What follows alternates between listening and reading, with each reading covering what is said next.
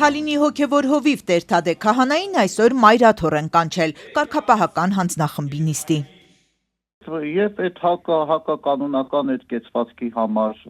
բնականաբար դա էր կարգապահականում քննության ենթակա հարցը։ Թալինի եկեղեցու պատարագին էր վեհափառի անունը չհիշատակվեց, դրա մասին է խոսքը։ Էջմիածնի տեղեկատվական համակարգի պատասխանատուն հաստատում է քննարկում նախատեսված է։ Միաժամանակ հերքում այն ինչ իշխանական մամուլներ գրել թե վեհափառի 3 Արարատյան թեմի քահանաների հետ հանդիպման ժամանակ ասել է Տեր-Թադեն պիտի կարգալույց հռչակվի։ Հերյուրանք է ըստ Տեր Եսայի քահանայի։ Տեր-Թադեի վարքը քննարկվում է, որոշում դեռ չկա եւ այսօր էլ չի լինի։ Քահանան դեռ սեպտեմբերին այլևս չեմ կարող լռել ճիչով միացել էր այժմ կարգալույց հռչակված Տեր Արամ քահանային, ապա մասնակցել կարգալույցի ծեսին, ապա Թալինի Սուրբ Աստվածածին եկեղեցում պատարագ մատուցելիս չեր հնչեցրել վեհափառի անունը։ Այդ պատարագին Նիկոլ Փաշինյանն էր մասնակցում։ Հայաստանի Հանրապետության վարչապետ Գեորգ Նիկոլ Փաշինյան, Հայաստանի Հանրապետության պետական այրեր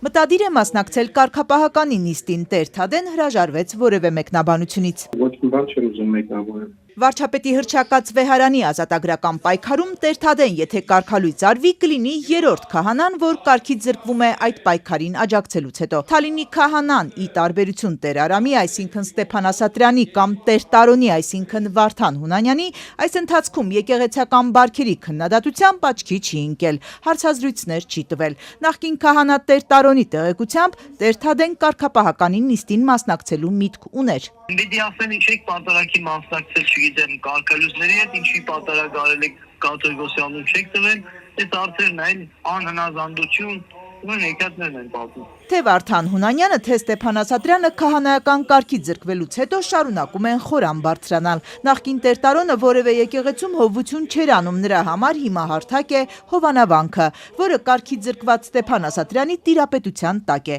Արագածոտնի թեմի քահանաներին նա արգելում է վանք մտնել։ Անցած կիրակի այստեղ ծես էր անում կարգալույց հռչակված Տեր Տարոնը։ Եվ ամեն մի արդարության խոսք որ հնչում է, դա ընդգծում է որակը։ Որն է այստեղ ընդգծումը։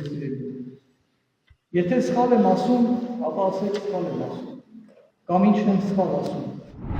Երկու քահանաներն էլ կարգալույցության որոշումը չեն ընդունում եւ այն հիմնավորում են բառացի Նիկոլ Փաշինյանի բառերով. կարգալույցը կարգալույց անել չի կարող։ Վեհափառի անունն էլ պատարագի ընթացքում չհնչեցնելը բխեցնում են այդ ձևակերպումից։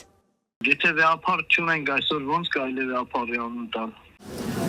Վարչապետ Նիկոլ Փաշինյանն իր հռչակած հոգևոր նորոգման շրջանակներում ամեն կիրակի պատարագների է գնում։ Պատարագիչ գործող թե կարգալույց քահանաները իրենց աղոթքների պարտադիր տեքստից չեզոքացնում են ամենայն հայոց կաթողիկոսի անունը։ Այդպես էր նաև Խաչիկի Սուրբ Աստվածածին եկեղեցում։ Եվ եւս առավել խոսքերից հետո պիտի հնչեր ամենայն հայոց կաթողիկոսի անունը։ Այստեղ սակայն կարճ լռություն է, կողքից մի ձայն։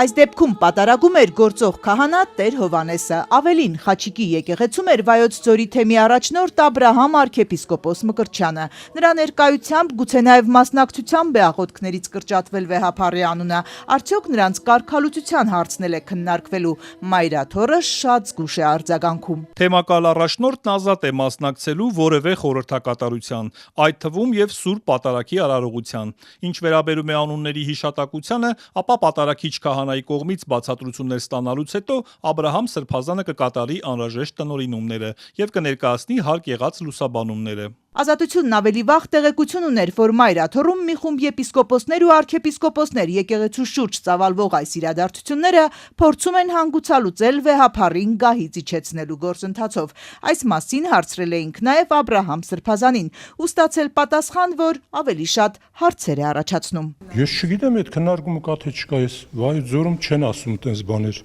կա թե չկա չգիտեմ։